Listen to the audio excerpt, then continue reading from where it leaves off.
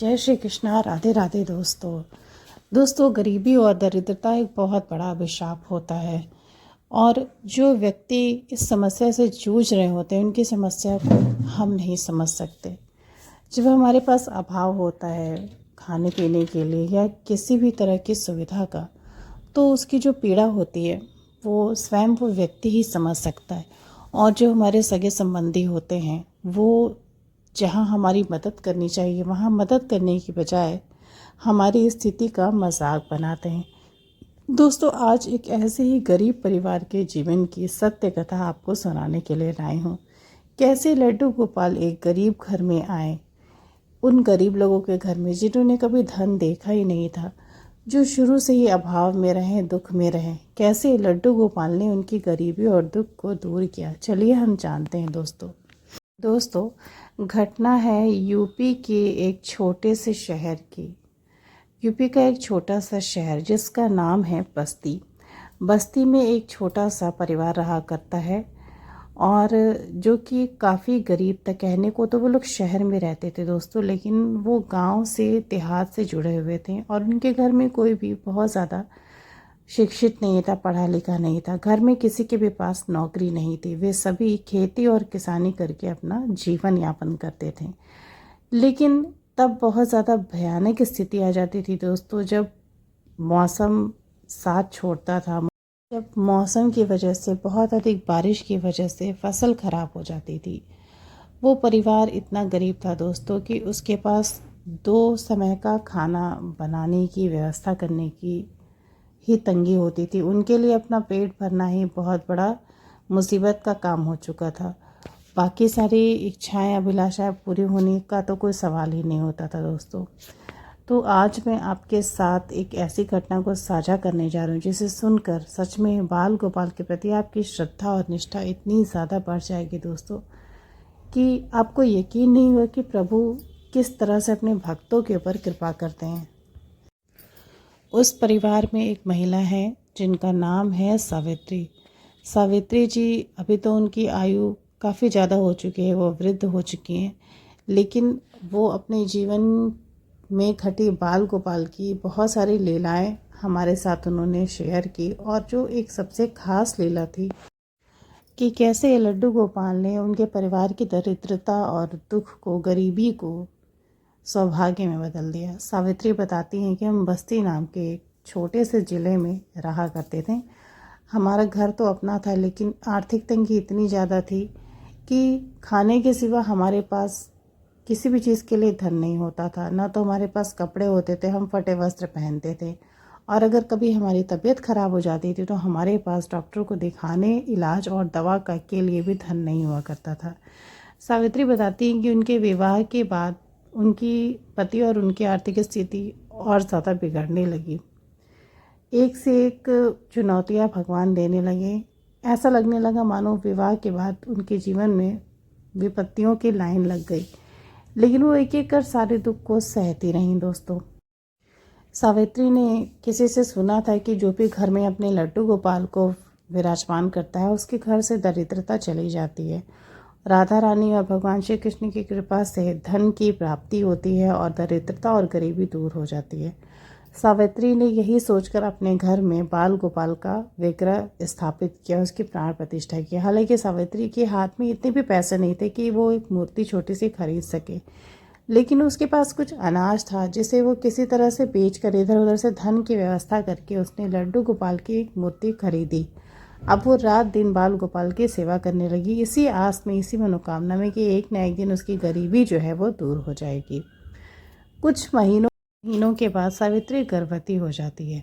ये खबर जानने सुनने के बाद दोनों पति पत्नी बहुत प्रसन्न होते हैं कि चलो हमारे जीवन में एक उम्मीद की किरण आएगी, हमारी संतान आएगी जिसके सहारे हम आगे का जीवन जिएंगे। हम उसके लिए रात दिन मेहनत करेंगे उसका पालन पोषण करने के लिए।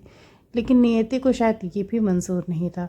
सावित्री का एक बेटा होता है जो कि बहुत ही सुंदर और स्वस्थ होता है। अब दोनों पति पत्नी अपने बेटे का पालन पोषण करने के लिए रात दिन मेहनत करते हैं, खेत में मेहनत करते हैं।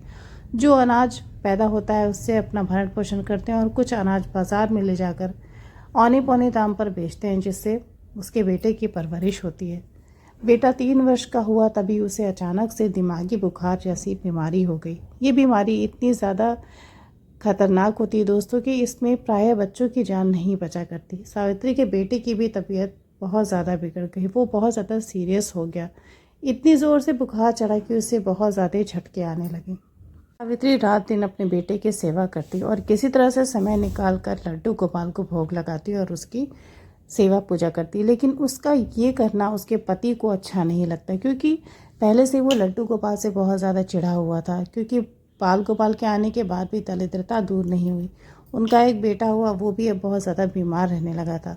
तो हर दिन सावित्री का पति उसे ताने सुनाता था कि तुम लड्डू गोपाल की पूजा करना छोड़ दो, जब तुम पूजा करना छोड़ोगी तभी हमारे बेटे की तबीयत ठीक होगी। सावित्री उसे समझाती थी कि इसमें लड्डू गोपाल का क्या दोष, हमारे साथ तो वही हो रहा है जो हमारे भाग्य में लिखा है, जो हमारे बच्चे के भाग्य में नसीब में लिखा हुआ है, और भाग्य का लिखा कोई भी बदल नहीं सकता। अपने पति को बहुत समझाती है, लेकिन फिर भी वो लड्डू गोपाल से काफ़ी चिढ़ता है। एक दिन उसके बेटे की तबीयत बहुत ज़्यादा ख़राब हो जाती है, बहुत तेज़ बुखार और उसे झटके आ रहे होते। सावित्री के पास इतने पैसे भी नहीं होते कि वो किसी बड़े अस्पताल में ले जाकर अपने बच्चे का इलाज कराए।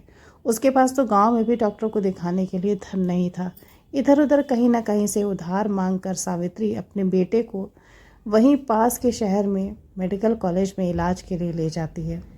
ले जाने का पूरा प्रयास करती है दोस्तों, लेकिन शहर इतना दूर था कि शहर के मेडिकल कॉलेज पहुंचते पहुंचते उसके बेटे की जान चली जाती है।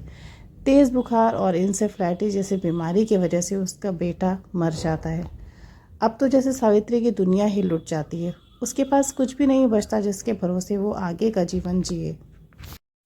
दोनों पति पत्नी पहले से भी और ज़्यादा दुख में घिर जाते हैं, क्योंकि जो जीवन की आखिरी आस थी वो भी समाप्त होने लगी थी। अपने हाथों से अपने बच्चे का अंतिम संस्कार करना था दोस्तों, और ये क्षण किसी भी माता पिता के लिए जीवन का सबसे बुरा क्षण होता है। प्रभु ना करे किसी के जीवन में ऐसा कोई क्षण आए। अस्पताल के सभी डॉक्टर बता देते हैं कि बच्चा अब जीवित नहीं है, वो मर चुका है, उसकी सांसें नहीं चल रही। बहुत ही ज़ोर से मूसलाधार बारिश हो रही होती है। सावित्री की गोद में उसका अमृत बच्चा पड़ा रहता है और दोनों पति पत्नी अधमरे की तरह पैदल नंगे पाँव से शहर से गांव की तरफ अपने बेटे की लाश को अपने हाथ में लेकर आते रहते हैं। उसके अंतिम संस्कार की तैयारियां शुरू करते हैं। तभी सावित्री के पति की नज़र लड्डू गोपाल पर पड़ती है। जैसे वो लड्डू गोपाल को देखता है, उसका क्रोध और ज़्यादा बढ़ जाता है। उसे वो मूर्ति मनहूस नज़र आती है। अपनी पत्नी से वो तब भी कहता है कि मैंने बोला था कि इस मनहूस मूर्ति को घर से निकाल दो। देखो, आज हमारे बच्चे की जान भी इसने ले ली, हमारा कुछ भी नहीं बचा, सब कुछ समाप्त हो गया। अपनी पत्नी को बहुत डांटता है कि अगर तुम्हारे भगवान में इतनी शक्ति होती, तुम्हारे भगवान अगर तुम पर इतनी ही कृपा करते तो आज हमारा बच्चा ना मरा होता, वो ज़रूर हमारे बच्चे की जान बचा लेते। लेकिन ये सब कुछ ढोंग है, ढकोसला है। सावित्री चुपचाप उसकी बातों को सुनती रहती है, क्योंकि उसे भी अब यही सच लगने लगा था। अगर भगवान होते सच में, अगर प्रभु उस पर कृपा करते तो शायद उसकी गोद सूनी ना होती। सावित्री का भी मन लड्डू गोपाल के प्रति नकारात्मक भावों से भर गया। उसका सब कुछ लुट चुका था। पहले भी सावित्री के पास कुछ नहीं था, लेकिन अब उसकी संतान भी चली गई थी। वो तो बिल्कुल पत्थर हो चुकी थी।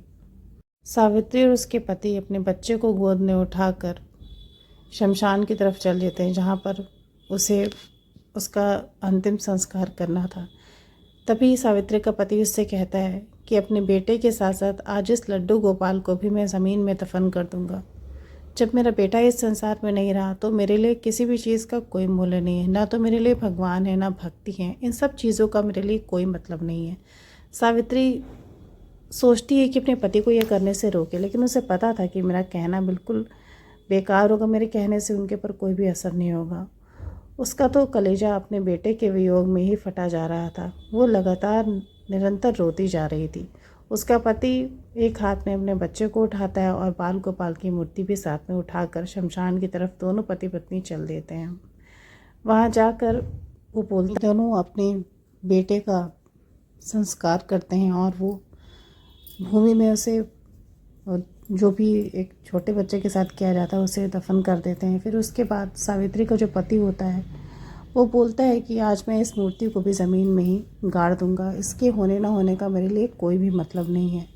अपने बच्चे को दफन करने के बाद उसका पति लड्डू गोपाल को ज़मीन में दबाने के लिए गड्ढा खोदने लगता है दोस्तों।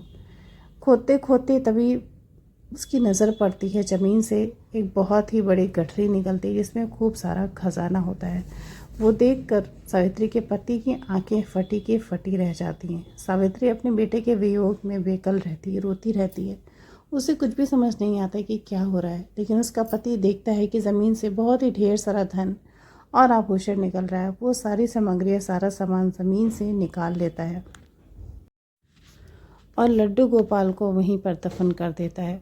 सावित्री और उसके पति की गरीबी उस खजाने से दूर हो जाती है, लेकिन अभी भी उसके पति या उसके मन में ये बात नहीं आती कि भगवान की इसमें क्या गलती है, हमने बाल गोपाल की मूर्ति ज़मीन में क्यों गाड़ दी। वे दोनों पति पत्नी वहाँ से वापस खजाने को लेकर अपने घर, अपने गांव चले जाते हैं। दोस्तों, उनकी गरीबी तो उस धन से धीरे धीरे दूर हो जाती है, लेकिन मन से भक्ति कहीं दूर चली जाती है, क्योंकि इन्होंने भगवान के साथ ऐसा व्यवहार किया, जबकि ये सब कुछ हमारे प्रारब्ध का और हमारे बुरे कर्मों का ही फल होता है। हम जो भी अपने जीवन में सुख या सुख, अभाव या फिर संपन्नता जो भी पाते हैं दोस्तों, वो हमारे अच्छे और बुरे कर्मों का ही फल होता है। प्रभु के इसमें कोई भी देन नहीं होती। लेकिन जब हम दुख में होते हैं, हमारी मति मर चुकी होती है, तो हमें ये सारी बातें बिल्कुल समझ में नहीं आती। सावित्री और उसके पति के साथ भी ऐसा ही कुछ हुआ। वे दोनों लड्डू गोपाल को पूरी तरह से भूल गए और कुछ दिन तक बेटे का वियोग था, लेकिन जब उन्हें संपदा मिल गई, धन मिल गया, तो वो धीरे धीरे सारे दुखों को भूलने लगे। दोस्तों, एक दिन ऐसा आया जब सावित्री को पता चला कि वो गर्भवती है, और तब उसे अचानक से उसके लड्डू गोपाल याद आए।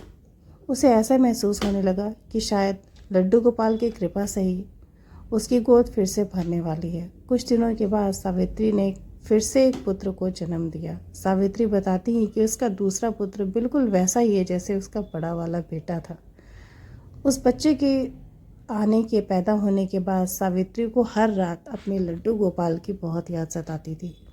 सावित्री का बेटा धीरे धीरे बड़ा होने लगा। वो 3 वर्ष का हो गया और अब वो इधर उधर दौड़ दौड़ कर खेला करता था। एक दिन उसका बेटा बहुत रो रहा था और सावित्री का हाथ पकड़ के कहीं खींच कर उसे ले जा रहा था। सावित्री उसके पीछे पीछे जाने लगी। दोस्तों, उसने देखा तो उसका बच्चा उसी जगह पर उसे ले जा रहा था जहाँ उसके बाल गोपाल ज़मीन में दफन थे। वहाँ पहुँचते ही बच्चा अपने हाथों से ज़मीन की मिट्टियों को खोद खोद कर मिट्टी निकालने लगा। सावित्री को कुछ भी समझ नहीं आ रहा था। उसे याद भी नहीं था कि उस स्थल पर, उस ज़मीन में लड्डू गोपाल की प्रतिमा गाड़ी हुई है। बच्चे ने बहुत खोदा और तब उसे लड्डू गोपाल की वही प्रतिमा दिखी जो 3 साल पहले दोनों पति पत्नी उस ज़मीन में दबा चुके थे। सावित्री के सामने सब कुछ उसकी आंखों के सामने आ गया। 3 वर्ष पहले उसके साथ क्या हुआ था, बाल गोपाल की प्रतिमा के साथ उसने क्या किया, वो सब कुछ उसे याद आ गया। सावित्री की आंखें भर आई और उसका मन पूरी तरह से ग्लानि से भर गया। सावित्री अपनी आंसू नहीं रोक पाई। उसने जल्दी से लड्डू गोपाल को बाहर निकाला और अपने बच्चे के साथ वो घर वापस लौट गई। घर पहुंचकर वो बहुत रोई बाल गोपाल को देखकर। उनकी ये दशा, वो पूरी तरह से काले हो चुके थे, लेकिन अभी भी सावित्री के मन में कहीं न कहीं भक्ति का बीज था, जो अपने लड्डू गोपाल को देखकर फिर से अब पहले की तरह ही होने लगा था। सावित्री ने अपने पति को सारी घटना बताई। दोनों पति पत्नी को ये समझ में आने लगा कि लड्डू गोपाल की कृपा से ही उनकी दरिद्रता दूर हुई और लड्डू गोपाल की कृपा से ही वे फिर से माता पिता बन पाए, उन्हें संतान का सुख मिल पाया। दोस्तों, कभी कभी हमारे साथ जीवन में ऐसी दुखद घटनाएं होती हैं जिसके लिए हम दूसरों को दोष देते हैं। हम अपनी कमियों को कभी भी नहीं देखते। हम सीधा दोष आरोपण अपने भगवान पर करते हैं कि उन्होंने मुझे इतने दुख दिए, लेकिन अपने कई जन्मों के दुखों को, बुरे कर्मों को हमने नहीं देखा होता। हम उन कर्मों को ना याद कर सकते हैं, ना उनका चिंतन कर सकते हैं, क्योंकि हमें वो स्मरण ही नहीं है। उन्हीं बुरे कर्मों की वजह से ही हमें इस जन्म में दुख और पीड़ा, विपत्तियाँ, ये सब कुछ मिलती है। तो दोस्तों, सावित्री के जीवन में बाल गोपाल आए। उसके जीवन में बहुत सारी परीक्षाएं हुई। उसने अपना बेटा भी खो दिया, लेकिन बाल गोपाल ने उसकी दरिद्रता दूर की, उसे फिर से माँ बनने का सौभाग्य दिया। उन दोनों ने तो लड्डू गोपाल को ज़मीन में गाड़ दिया था, लेकिन फिर भी प्रभु अपने भक्ति प्रदान करने में कभी भी पीछे नहीं हटे। दोस्तों, सावित्री के जीवन की सत्य घटना ज़रूर आपको अच्छी लगी होगी, इसे शेयर करिएगा। ढेर सारे भक्तों के साथ ऐसे ही बाल गोपाल की प्यारी प्यारी लीलाओं का आस्वादन करने के लिए मेरे चैनल कृष्ण प्रेम रस को अभी सब्सक्राइब करिए। दोस्तों, कल फिर मिलती हूँ लड्डू गोपाल की एक प्यारी सी लीला कथा के साथ। जय श्री राधे।